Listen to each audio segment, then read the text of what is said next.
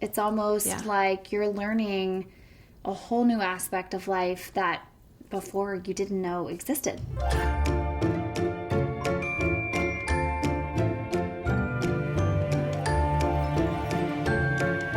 Welcome everyone to the Lauren Rainey Tenney Show. I am Lauren and I'm so glad you're here.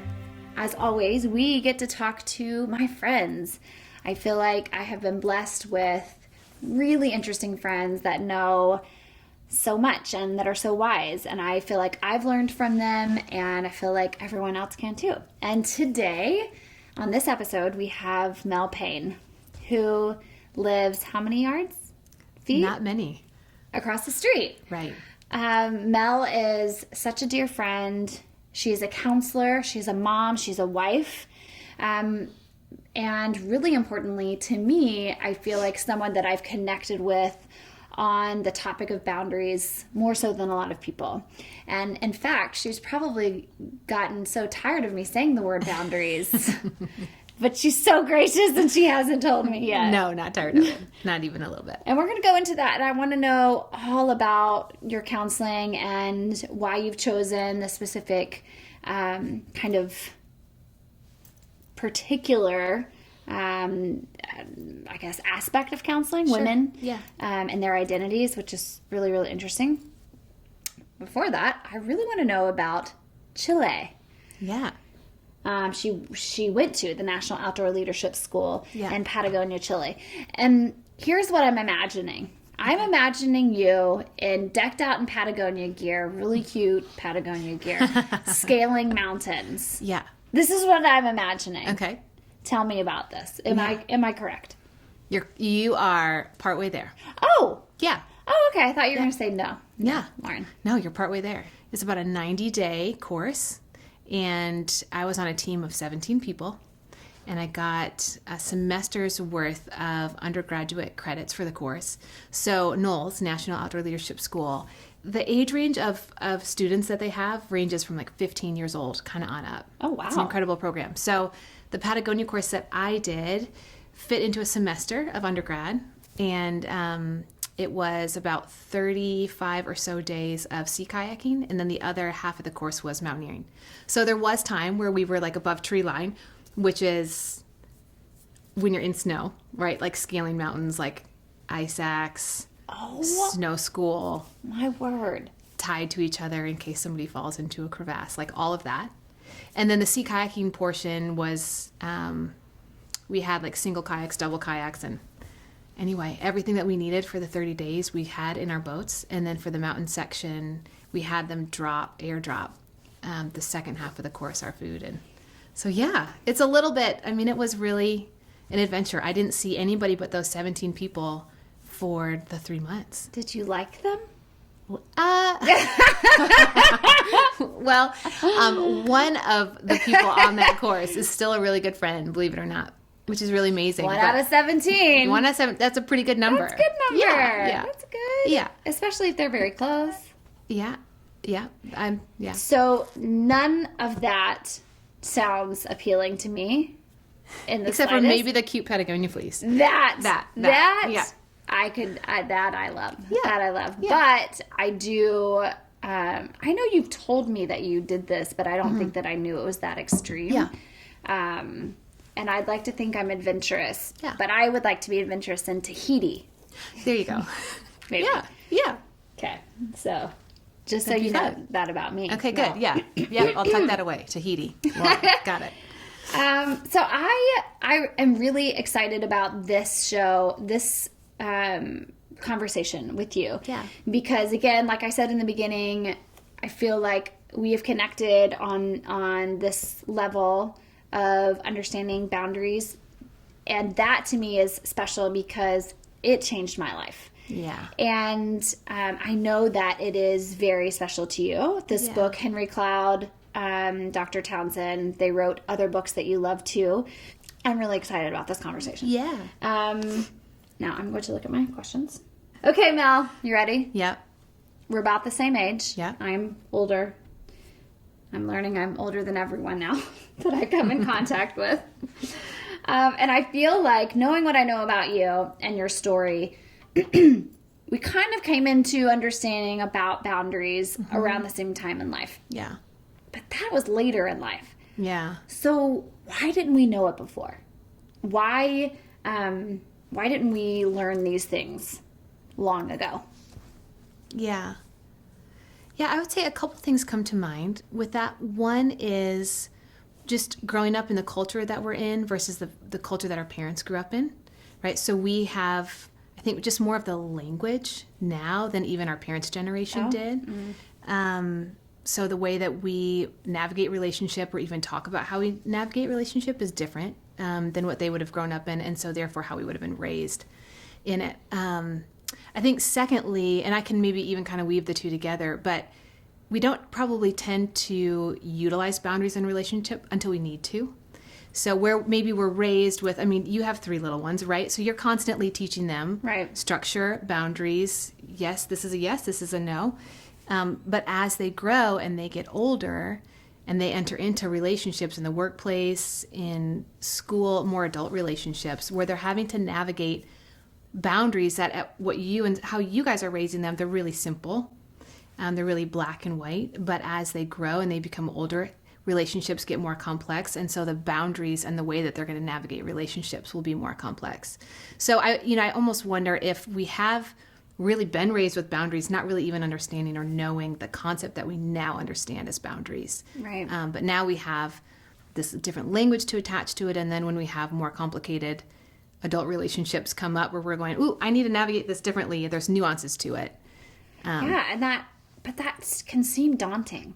And I Yeah. think that it gets more complex because we are more complex. There's so many facets, so many different things and situations that people come from. And it is so hard Yeah. in any working relationships, friendships, marriage, to because you can't control the other person. You can't help where they come from. So boundaries is that almost that first line of, okay, this is how I'm going to proceed cautiously and safely in this relationship. Would you agree? Yep. Yeah.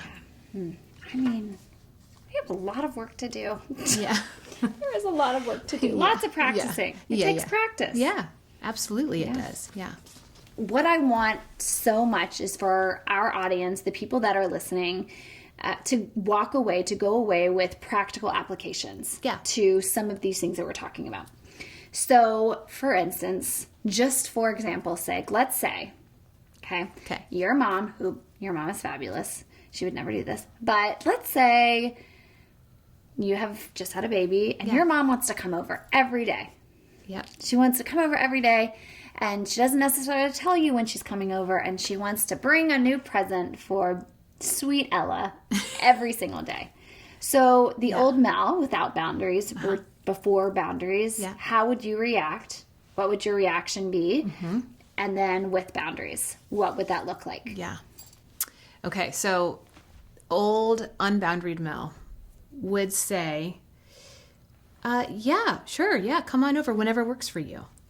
Or if she showed up and I wasn't expecting her, great to see you. Oh, I'm so glad you're here. Regardless of what I was doing, I would have dropped things, been really accommodating, probably offered to make her something, a cup of coffee, a snack, would have done all those things. And then she would have left and I would have been mad. I would have been tired. I would have been behind in something else that I was doing, and probably would not have fulfilled the task that, whatever it was, or would be late to the next thing. That's sort of classic. I still dip my toe in that water of being late to the next thing. I mean, because I'm over engaged in whatever it is that I'm doing, right? Yeah. I would say that's kind of that unboundaried category. The Mel that I try to live into, like the more boundaried self, I would say, thanks so much for offering to come. Gosh, that is so special. I value and love all the gifts that you continue to have for Ella, and what a treat that is for us. It doesn't work for me today for you to come by, but let's look at another time that would work better for both of us. Right. Yeah. That's hard. Yep. That's hard to do. Yeah. Why is that hard to do? I think it's hard to do when we somewhere inside of us believe that we can actually make other people feel. This is something that I love, that I'm pulling from Dr. Cloud's book, Changes That Heal.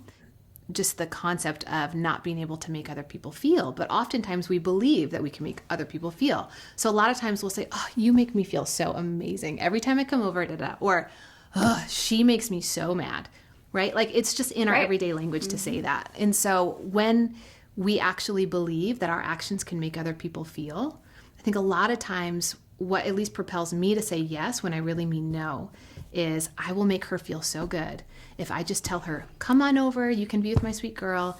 It doesn't matter how I feel, I can deal with that. Right.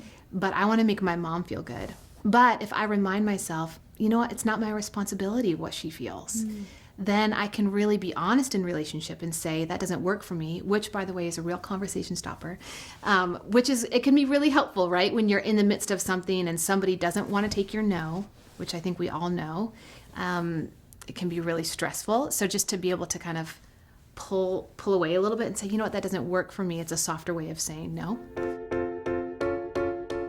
So not everyone can afford a counselor. I remember there was a time where I was ready to grow and develop personally, but I couldn't afford a counselor. Yeah. And that is a lot of people's situation. So what would you say to those people that are like, I can't afford therapy right now? Yeah. What would you say to them? How should they start implementing boundaries? What would be their first step?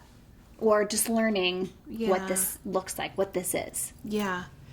So a couple things come to mind. One is pay attention to the type of learner that you are.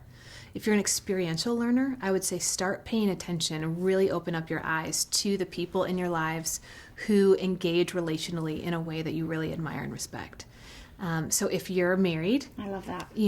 Pay attention, look around for other couples that are in your community, in your church, neighbors, family members, good friends, and even sit with them and say, I really admire your relationship and I would love to understand what are ways that you guys engage, what are some of the things that really make your relationship work for you, and what are some of the pitfalls, what are some of the areas you guys really struggle. Because interview, right, totally. Have people over for a glass of wine, cup of coffee, go for a walk, I guess if you're broke, just go for a walk, find a park, off you go. I'm an experiential learner, so I'm always really sensitive to who I surround myself with, and I love learning and growing through conversation. And then I would say, if you do tend to enjoy reading more or learning through podcasts or even things like this, to surround yourself with, there's such great material out there. There's Henry Cloud's work and Dr. Townsend. Brene Brown is doing a lot of incredible work. I'm sure a lot of your listeners and viewers will know just on shame and vulnerability and how that impacts the way that we engage in relationships.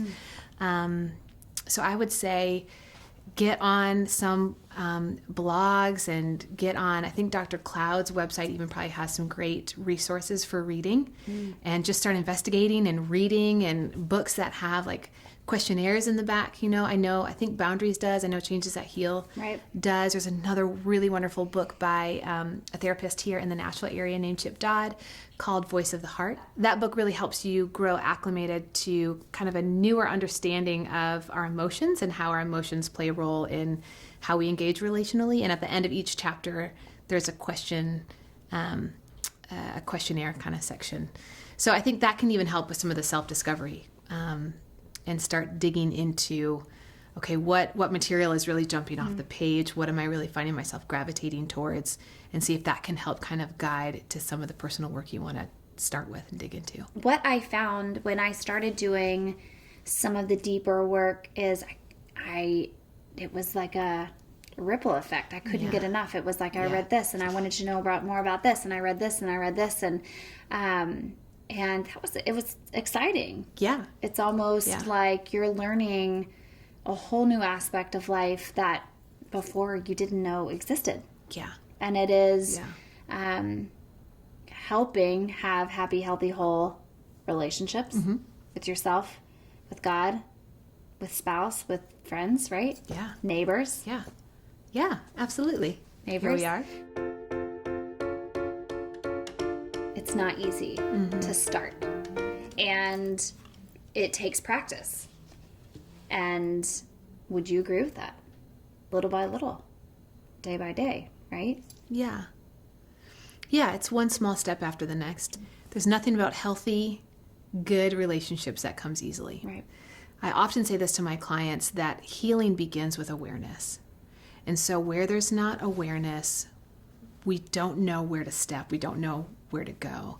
But once there is awareness as to this is not working for me, or wow, that is really working well for them, I want to understand that, then we can start to take some steps toward whatever it is that we want to cultivate. And so I think in setting boundaries, it's first acknowledging and recognizing I have really not set good boundaries in this relationship, in my workplace, or with my mom, or with my spouse. What would it look like for me? Sometimes I think it can be helpful to really kind of get the big picture, like what is ideal relationally? What is it that I really want? And really kind of set your sights there, and then kind of come back to where you actually are and go, okay, what would be one step toward moving in that direction? Right? So it's the awareness, this is not where I want it to be. That's where I think I want it to be. And so I'm going to take one step towards that right now. And what is that one step? Maybe it's being honest with myself about how I really say yes a lot and I don't want to, or being honest with myself that I'm really tired, or knowing I want something different and not knowing where I want to go and not having a clue what that big picture is, but you ask somebody who's close to you. Right. And that, I think there's a lot of vulnerability in that step of, yeah. Well, can you tell me what I'm having I'm feeling like some of my relationships are off. I'm feeling really exhausted. Do you see in me that I say yes a lot, or that I just feel like I am pushing myself too hard? Am I? Is that right? And so you can actually start to gain some self-awareness by actually drawing others in to ask, are you seeing this? I'm kind of feeling this, but I can't really tell. And I'm just like so lame at self-discovery. I need community. I need feedback. Right. So that I can figure out where to go from here. Why aren't some people aware ever? Uh-huh. And also, can you be too self-aware? Because I have a couple of friends that I'll text them and be like, hey, do I do this? Am I seeing this? And sometimes I'm imagining they're on behind the text going, oh, calm down, Lauren, you know? Yeah. So 2 parts. Yeah. Why aren't people more aware? Well, I'm going to go ahead and open Pandora's box, and then I'm going to close it really quickly. Okay. Some people are not aware because of this, the reality, honestly, of mental illness. Okay. And there really is a spectrum of severity of why we function the way we function, 0 to 10, healthy to unhealthy, right? And that could be related to past wounds and traumas and family history and genetic makeup and all of those things that we're not going to get into here. But that honestly is a component of where some people just fundamentally lack self-awareness, is a result of complexities of their history. Okay. And that is out of my wheelhouse. Yeah, and we don't need to go there. But I think it's important to just recognize and name that, because we can sometimes 100%. Right, end up in relationships where we're going, what just happened? I feel like I just got hit with this Mack truck and like they're fine and I'm in shambles over here. And if we have that repeated dynamic relationally, and I do believe that Dr. Cloud speaks to this, I can't recall what book, maybe Boundaries, where when we have those really toxic relationships, it can be appropriate to sever the relationship, right. Just to really step out of it and go, you know what, I've really tried. I've really given this everything I've got. I've extended grace. I've tried to hold boundaries. I've said that doesn't work for me. And everything just keeps falling flat. I think that's our responsibility too. Yeah. Yes, right? To know when to walk away. Yeah. And in some regards to just kind of leave the rest up to God, right? It's just one of those dynamics. Right. So I think for some people, it's just a lack of relationships over the course of their life that have given them feedback, quite honestly, right? Like with RNF, I get the sense that as you all build and cultivate these teams, you're giving and receiving feedback quite a bit. Coming from an outdoor education, I have been in contexts where I have been given and I have received a lot of feedback. That helps have some good self-awareness, right?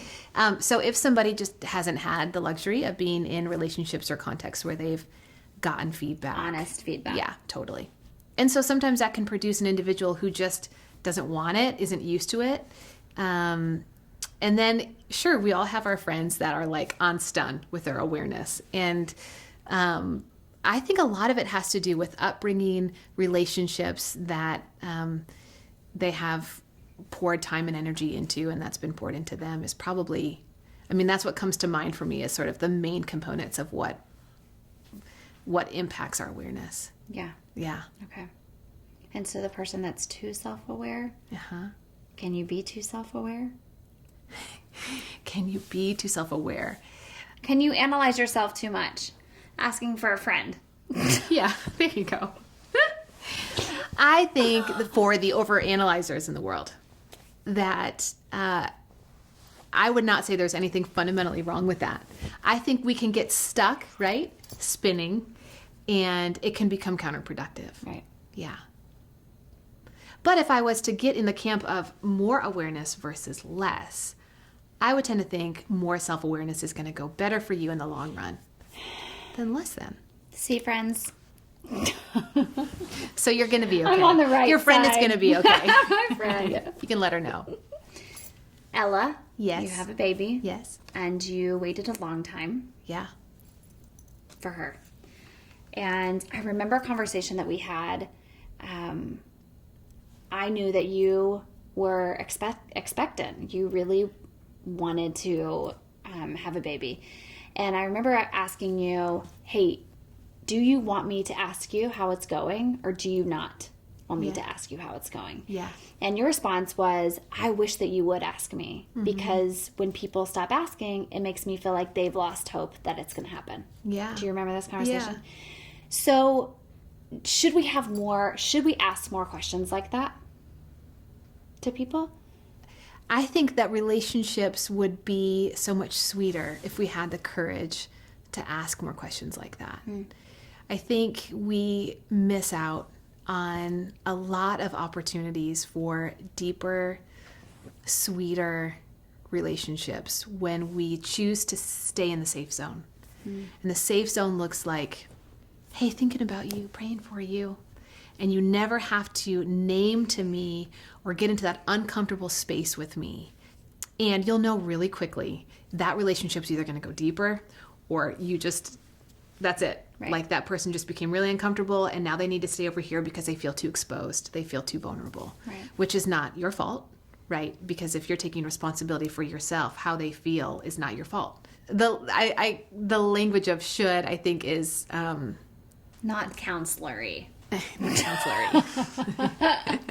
but would we benefit from leaning in more and pressing into relationships and asking the harder questions? Absolutely. Let's say you're new at setting boundaries. You're a newbie, boundary setting, and the person that you are trying to set boundaries with the most is really resistant. They don't like it. It is not normal for them. They just don't love it. Yeah. When do you get to the point where you are no longer receiving their yuck,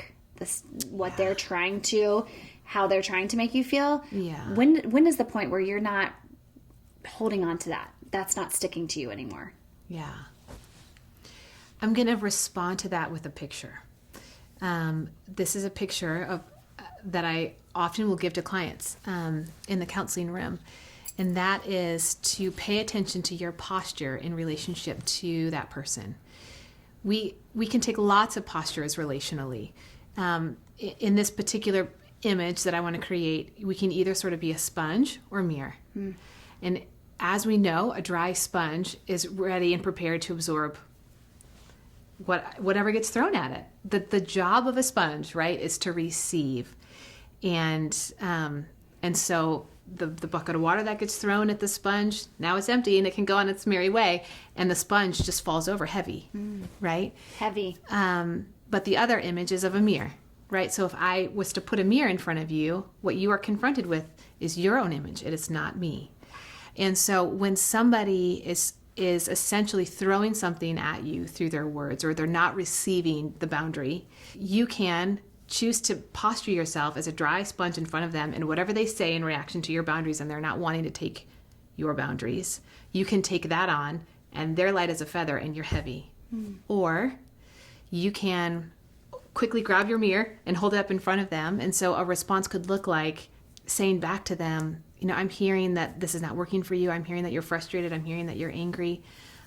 I'm sorry to hear that. Maybe we should talk another time. It's your response is putting back on them what they are trying to put on you. And so when you find that you have absorbed, I think if you're a newbie at this, I'm trying to really kind of simplify something that I know is really complex. No, elementary is just fine. Yeah, good. But when you essentially when you walk away from a dynamic with somebody and you're feeling really heavy, you just absorbed and now you're heavy. Find a tool, find a strategy that works for you to wring yourself out. And then the good news is you can recover that moment. You can wring yourself out every single time. Right? And then the next conversation comes up and you have an opportunity. I'm either going to absorb this or I'm going to quick grab and I'm going to reflect it back to them and I'm going to try to walk away still intact. It takes time. It takes practice. I wish I could take this mic that's above my head and drop it. Just drop. What I love about that is you're not apologizing for you. Right. I'm sorry. I'm just sorry. Everyone's used to saying, I'm sorry. I'm sorry. Yeah. You're saying, I hate that you feel that way. Yeah. I'm sorry that you feel that way. Yeah.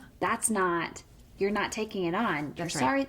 I'm sorry that's not working for you. I hate that you're frustrated. Yeah. I hear that you're frustrated, but in no part of those three things did you take any of that on. Right. And I think that's where the practice comes. Yeah. And we celebrate the little victories. Totally. Right? Absolutely. Yeah. When we come out of a conversation, a tough conversation with someone that's just hard. Yeah. And we have maintained that boundary and we are unscathed, we celebrate that. Yeah, for sure. Right? 'Cause that's a really big deal. It is a big deal. Yeah. And it's just like anything that I've learned, the more you do it, the easier it gets. Yeah. Practice. Yeah. Practice. In this case, does not make perfect, but it does make better. Right, because you have never arrived. That's right. We are always learning, always growing, which I say all the time, which is just so good. Yeah, so good. Now understanding boundaries. You understand them, you live with them, always growing, but you understand the concept. So I would love to know a couple of words, a couple of feeling words. How does it feel to understand the concept of boundaries? Yeah. Glad. To use a Chip Dodd word. Glad, I think relieved. Pressure's off. Yeah. Some pressure's off. Yeah, for sure. Empowering. To just know this is what I'm responsible for. I'm not responsible for that. And when we can just simplify, that's your load to carry, this is my load to carry. It's empowering, it's freeing. It's really not this bad. But it's so nice now that I know you started get to wear wearing all the papers. fun glasses. Yeah. Lucky you. I feel like such a phony, I can't even do it. I mean, I love fashion, style, everything, the whole deal. But I put on something that's like not legit and I'm like, I feel like a total phony. I have been wearing fake glasses for years. See? Just because I just they're am cute. gonna like live it through you. But these aren't fake. I'm telling you. I now officially have a seeing problem. Mel. Yes. I appreciate you. Yes. This is so fun. This was so fun. And I could talk about it forever. Yeah. And what I know is this conversation is going to help people. And I am grateful for that. Because, I mean, we could have talked about anything. And we talked about something really good and meaty and important. Yeah. Thank you for being on the show. Thanks for having me. Can we just do it again? Let's do it keep again. talking? We do that? Thank you. Yeah, thank you. I am so glad you guys joined us for this episode. As we go through the series, just remember, people are typically doing the best they can with what they know. And if we can remember that, it will save us a lot of heartache. I'll see you next time.